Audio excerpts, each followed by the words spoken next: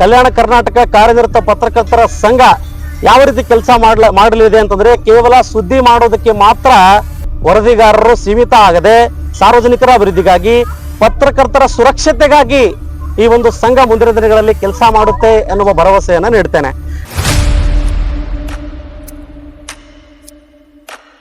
ರಾಜ್ಯದಲ್ಲಿ ಈಗಾಗಲೇ 10ರಿಂದ 16 ಸಾವಿರದಷ್ಟು ಪತ್ರಕರ್ತರಿದ್ದಾರೆ, ವರದಿಗಾರರಿದ್ದಾರೆ. ಆದರೆ ಅವರಿಗೆ ಯಾವುದೇ ರೀತಿಯಾಗಿರ್ತಕ್ಕಂಥ ಸುರಕ್ಷತೆಗಳಿಲ್ಲ. ಪಟ್ಟು ಯಾವುದೇ ಫಲಾಪೇಕ್ಷೆ ಇಲ್ಲದೆ ಸೇವೆಯನ್ನು ಸಲ್ಲಿಸ್ತಾರೆ. ಆದರೆ ಅವರಿಗೆ ಮೂಲಭೂತ ಸೌಕರ್ಯಗಳಿಲ್ಲ ಅಂತಂದ್ರೆ ತುಂಬಾ ಬೇಜಾರಿನ ಸಂಗತಿ ಅಂತ ಈ ಸಂದರ್ಭದಲ್ಲಿ ನಾನು ಹೇಳೋದಕ್ಕೆ ಇಷ್ಟಪಡ್ತೇನೆ. ಈಗಾಗಲೇ ಪತ್ರಕರ್ತರ ಅಭಿವೃದ್ಧಿಗಾಗಿ ನಮ್ಮ ಕಲ್ಯಾಣ ಕರ್ನಾಟಕ ಕಾರ್ಯನಿರತ ಪತ್ರಕರ್ತರ ಸಂಘದ ವತಿಯಿಂದ 10 ಲಕ್ಷ ರೂಪಾಯಿಯ ವಿಮೆಯನ್ನ ಇಟ್ಟಿದ್ದೀವಿ.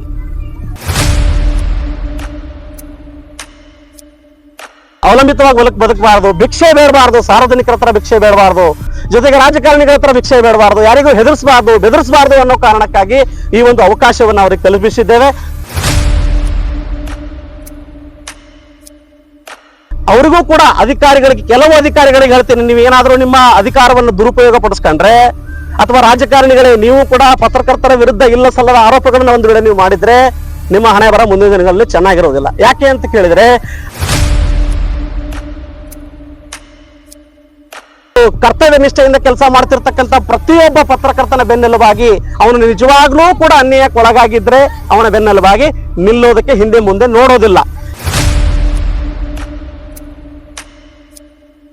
ಕೇವಲ ಕಲ್ಯಾಣ ಕರ್ನಾಟಕಕ್ಕೆ ಮಾತ್ರ ಸೀಮಿತ ಅಲ್ಲ, ಬೆಳಗಾವಿ, ಗುಲ್ಬರ್ಗ, ಯಾದಗಿರಿ, ರಾಯಚೂರು, ಬಳ್ಳಾರಿ, ಕೊಪ್ಪಳ ಎಲ್ಲ ಇಡೀ ರಾಜ್ಯದ ಪ್ರತಿಯೊಬ್ಬ ಸ್ವಾಭಿಮಾನಿ ಪತ್ರಕರ್ತನಿಗೆ ಈ ಸಂದರ್ಭದಲ್ಲಿ ಕರೆಯನ್ನು ನೀಡ್ತಾ ಇದ್ದೇನೆ. ನೀವು ನಮ್ಮ ಸಂಘದ ಸದಸ್ಯರಾದ್ರೆ ಸಾಕಷ್ಟು ತುಂಬಾ ಖುಷಿ ಆಗುತ್ತೆ. ಆದರೆ ನೀವು ಬರದೇ ಇದ್ರೂ ಪರವಾಗಿಲ್ಲ, ನೀವು ನಮ್ಮ ಪತ್ರಕರ್ತರು. ಎಚ್ಚರಿಕೆನೇ ನೀಡ್ತೇನೆ. ಏನಪ್ಪಾ ಅಂತ ಕೇಳಿದ್ರೆ, ಒಂದು ವೇಳೆ ಆ ಒಬ್ಬ ವರದಿಗಾರ ಸತ್ಯದ ಪರವಾಗಿ ಕೆಲಸ ಮಾಡಿದ್ರೆ, ಅದು ಸತ್ಯನೇ ಆಗಿದ್ರೆ ಡಿಲೀಟ್ ಮಾಡೋ ಮ್ಯಾಟರೇ ಇಲ್ಲ, ನಾವು ಮಾಡೋದು ಇಲ್ಲ. ಅಂತವರ ಪರವಾಗಿ ಒಂದು ವೇಳೆ ಸಮಸ್ಯೆಯಲ್ಲಿ ಸಿಲುಕಿಬಿದ್ರೆ ಕಾನೂನಾತ್ಮಕವಾಗಿ, ಸಂವಿಧಾನಾತ್ಮಕವಾಗಿ ಯಾವುದೇ ಸಮಸ್ಯೆ ಪ್ರಾಬ್ಲಮ್ ಮೈಮೇಲೆ ಎಳ್ಕೊಂಡಲ್ಲ, ಸಂವಿಧಾನದೊಳಗೆ ಏನು ಅವಕಾಶ ಇದೆ, ಕಾನೂನಲ್ಲಿ ಏನು ಅವಕಾಶ ಇದೆ, ಅದನ್ನ ಸಹಾಯವನ್ನು ತೆಗೆದುಕೊಂಡು ಅವ್ರ ಬೆಂಬಲಕ್ಕೆ ನಿಲ್ತೇವೆ ನಾವು. ಇಲ್ಲ, ಬೇರೆ ಸಂಘಟನೆದವರು ಇಲ್ಲಿ ತನಕ ಅವರಿಗೂ ಒಂದು ಹೇಳ್ತೀನಿ ನಾನು, ಸರ್ ನೀವು 100 ವರ್ಷದಿಂದ ಅಧಿಕಾರದಲ್ಲಿ ಘೂಟ ಜಡ್ಕೊಂಡು ಕೂತಿದ್ದೀರಿ ಪತ್ರಕರ್ತರ ಸಂಘದಲ್ಲಿ, ಇಲ್ಲಿ ತನಕ ನೀವು ಪತ್ರಕರ್ತರ ಅಭಿವೃದ್ಧಿಗೆ ಏನ್ ಮಾಡಿದ್ದೀರಿ ಅನ್ನೋ ಉತ್ತರ ಕೊಡ್ಬೇಕು ಸರ್ ನೀವು ಮೊದಲೇದಾಗಿ. ಅಥವಾ ನೀವು ಅಧಿಕಾರದಲ್ಲಿ ಇದ್ದಿರ್ತಕ್ಕಂಥ ಸಂದರ್ಭದಲ್ಲಿ ಸಾರ್ವಜನಿಕರ ಅಭಿವೃದ್ಧಿಗಾಗಿ ಏನ್ ಮಾಡಿದ್ದೀರಿ ಅಂತ ಅನ್ನೋ ಸ್ಪಷ್ಟತೆ ನೀಡಬೇಕು. ನೀವು ಸ್ಪಷ್ಟತೆ ಇರಬೇಕು, ಲೆಕ್ಕಪತ್ರಗಳು ಕೊಡಬೇಕು. ನೀವು ಅಧಿಕಾರದಿಲ್ಲದಾಗ ಏನೇನು ಸೇವೆ ಮಾಡಿದ್ದೀರಿ ಅಂತ ಹೇಳ್ಬೇಕು. ಪತ್ರಕರ್ತರಿಗೆ ಒಂದು ನಾವು ಬಸ್ ಪಾಸ್ ಮಾಡೋದಕ್ಕೆ ಇಷ್ಟು ವರ್ಷಗಳು ಬೇಕಾಯ್ತು, ಅದನ್ನು ಕೂಡ ಬಸ್ ಪಾಸ್ ನೀವು ಕತೆ ಕೇಳಿದ್ರೆ ತಲೆ ತಿರುಗಿ ಹೋಗುತ್ತೆ. ಹೆಂಗೆ ಅಂತ ಕೇಳಿದ್ರೆ ಅಷ್ಟೊಂದು ರೂಲ್ಸು ರೆಗ್ಯುಲೇಷನ್ಸು. ಸರ್ಕಾರ ನಮಗೆ ವಿಮೆ ಮಾಡುತ್ತೋ, ಬಿಸ್ನೆಸ್ ಕೊಡುತ್ತೋ, ದುಡ್ಡು ಕೊಡುತ್ತೋ, ಅದ್ರ ಮೇಲೆ ನಮಗೆ ಎಕ್ಸ್ಪೆಕ್ಟೇಷನ್ ಇಲ್ಲ. ಆದ್ರೆ ಹೋರಾಟ ಮಾತ್ರ ಇರುತ್ತೆ. ಶರಣಬಸವೇಶ್ವರ ಸಂಸ್ಥಾನದಲ್ಲಿ ಪತ್ರಕರ್ತರಿಂದ ಅನ್ನ ಸಂತರ್ಪಣೆ. ಕಲ್ಯಾಣ ಕರ್ನಾಟಕ ಕಾರ್ಯನಿರತ ಪತ್ರಕರ್ತರ ಸಂಘದ ವತಿಯಿಂದ ನಗರದ ಆರಾಧ್ಯ ದೈವ ಶರಣಬಸವೇಶ್ವರ ಸಂಸ್ಥಾನದ ಆವರಣದಲ್ಲಿ ಇಂದು ಅನ್ನ ಸಂತರ್ಪಣೆ ಕಾರ್ಯಕ್ರಮ ನಡೆಯಿತು. ಸಂಘದ ಸಂಸ್ಥಾಪಕ ಹಾಗೂ ರಾಜ್ಯಾಧ್ಯಕ್ಷ ಮಲ್ಲಿಕಾರ್ಜುನ್ ಪಗಡೆ ಅವರು ಚಾಲನೆ ನೀಡಿದರು. ಈ ಕಾರ್ಯಕ್ರಮದಲ್ಲಿ ಅನಾಥರು, ವೃದ್ಧರು ಮತ್ತು ಬಡ ಕುಟುಂಬಗಳಿಗೆ ಸೇರಿದಂತೆ ಬಂದ ಭಕ್ತಾದಿಗಳಿಗೆ ಪ್ರಸಾದ ವಿತರಿಸಲಾಯಿತು. ಒಬ್ಬ ಪತ್ರಕರ್ತನು ಮನಸ್ಸು ಮಾಡಿದ್ರೆ ಸಮಾಜಕ್ಕಾಗಿ ಬಹುಮುಖ ಬದಲಾವಣೆ ಮಾಡಬಹುದು. ಮುಂದಿನ ದಿನಗಳಲ್ಲಿ ರಾಜ್ಯಾದ್ಯಂತ ಸಮಾಜಮುಖಿ ಕಾರ್ಯಕ್ರಮಗಳನ್ನು ನಡೆಸುತ್ತೇವೆ ಎಂದು ಅವರು ತಿಳಿಸಿದರು.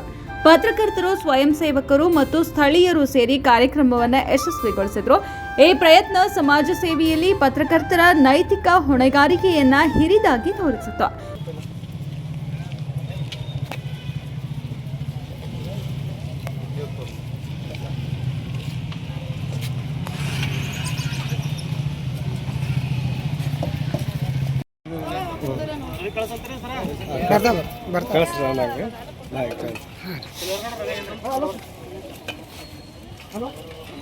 ಫೋಟೋ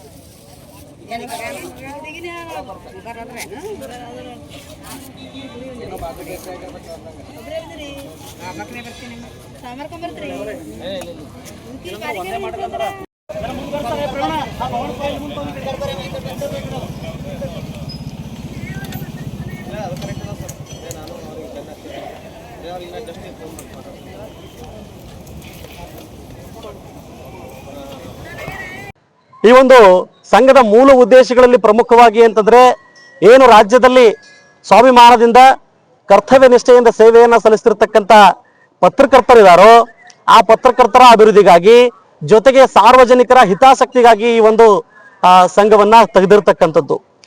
ಆ ಒಂದು ದೃಷ್ಟಿಕೋನವನ್ನು ಇಟ್ಕೊಂಡು ಇವತ್ತು ಕಲಬುರಗಿ ನಗರದ ಸಾರ್ವಜನಿಕರ ಆರಾಧ್ಯ ದೇವರಾಗಿರ್ತಕ್ಕಂಥ ಶರಣಬಸವೇಶ್ವರ ದೇವಸ್ಥಾನದಲ್ಲಿ ಅನ್ನ ಸಂತರ್ಪಣೆ ಮಾಡುವುದರ ಮೂಲಕ ಸಂಘಕ್ಕೆ ಅಧಿಕೃತವಾಗಿ ಚಾಲನೆಯನ್ನ ನೀಡ್ತಾ ಇದ್ದೇವೆ.